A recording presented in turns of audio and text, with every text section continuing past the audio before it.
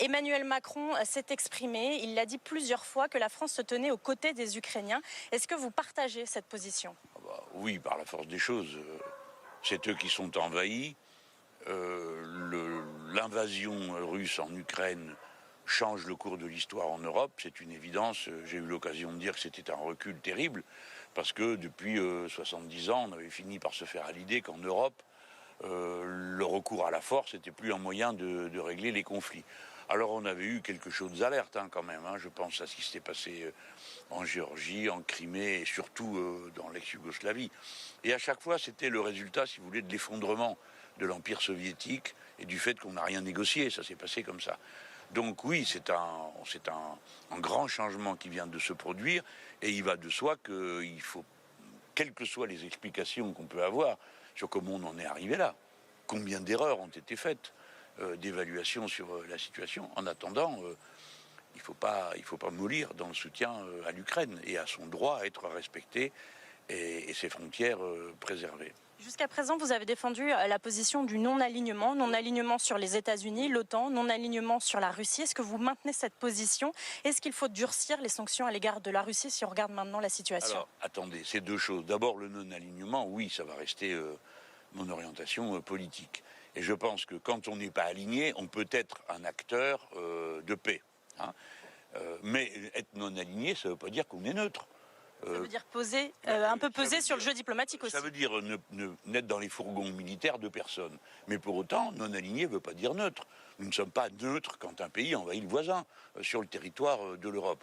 Je rappelle que pour nous, Français, l'Europe, le territoire européen, participe de nos intérêts vitaux. Et nous, Français, nous avons l'arme nucléaire. Et nous avons toujours dit qu'on ne permettra pas que l'Europe soit transformée en champ de bataille. Voilà les conditions dans lesquelles on évoque. Moi, je reste non aligné. Je suis pour le non-alignement de la France, mais je ne suis pas pour sa neutralité. À l'inverse, je crois qu'on pourrait proposer que l'Ukraine soit neutre, de manière à ce que les deux géants, en quelque sorte, ne perdent pas la face, ni les Russes, ni les Américains. Mais pour ça, il faut pouvoir discuter. Pour pouvoir discuter, il faut être respecté. Il faut donc d'abord que les Russes sortent d'Ukraine. Et le plus tôt sera le mieux, qu'il y ait un cessez-le-feu, qu'il y ait un arrêt de la guerre. Et puis on a un outil pour discuter. Il existe, c'est l'Organisation pour la sécurité et la coopération en Europe. Il a été créé à la fin des années 70, pendant qu'on était dans la période de la guerre froide, des accords d'Helsinki. Donc on a un outil pour ça. Allons-y, utilisons-le. Et en attendant, est-ce que ça veut dire qu'on durcit les sanctions à l'égard de la Russie, comme ça s'apprête à le faire? Moi, je ne peux pas être contre le fait qu'il y ait des sanctions, mais... Alors évidemment, quand on est dans une période comme en ce moment, il faut peser chaque mot. Mais j'ai la quasi-certitude que ça ne sert à rien, parce que ça n'a servi à rien, ni en Crimée, ni face à l'Iran, ni face à qui que ce soit. Ça peut être des instruments à certains moments pour manifester qu'on n'est pas content, qu'on n'accepte pas une situation. Mais là, on ne parle pas de ça.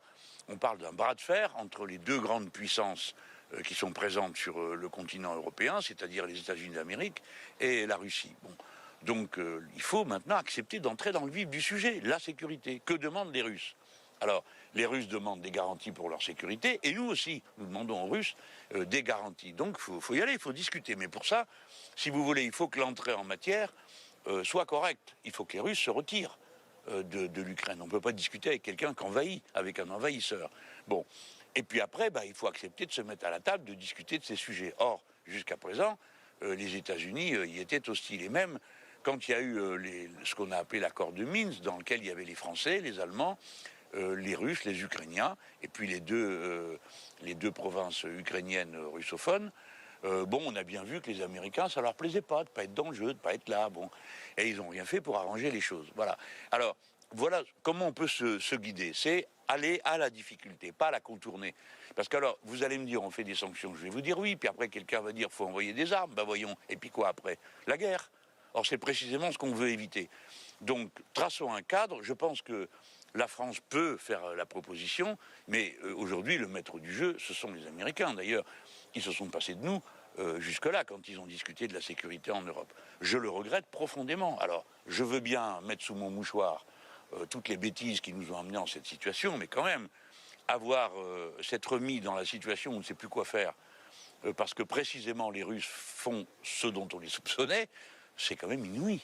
Et je suis très malheureux de cette situation parce que nous sommes tous humiliés par un acte de violence terrifiant face auquel on a l'impression que la seule riposte serait une guerre d'un niveau encore plus élevé. Et justement, si on regarde du côté de la politique interne, est-ce que, sans parler d'union sacrée, vous êtes pour une cohésion, un soutien un peu unanime de la classe politique aujourd'hui? Il faut mieux qu'on avance tous en ayant à cœur l'intérêt de notre pays. Hein.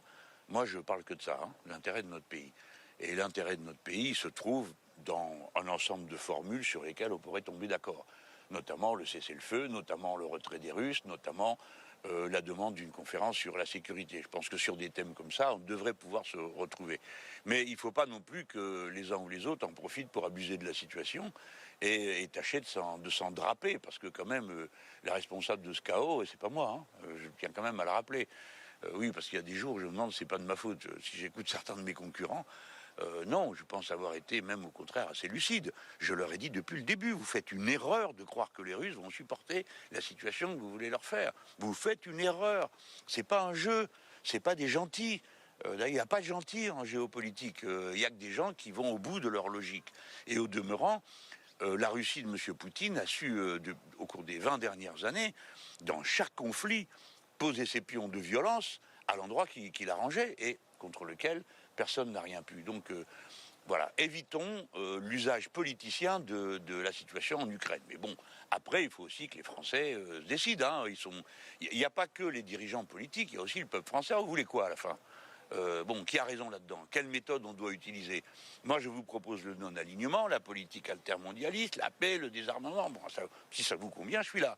Si vous voulez autre chose, bah voilà, vous avez M. Macron et quelques autres qui vous y ont amené d'une manière incroyable. Mais je crois que si vous voulez, c'est bien que ça soit dans la campagne présidentielle, à condition qu'il n'y a pas une compétition stupide pour savoir qui est-ce qui aime le plus la France ou la démocratie, parce que ça c'est absurde.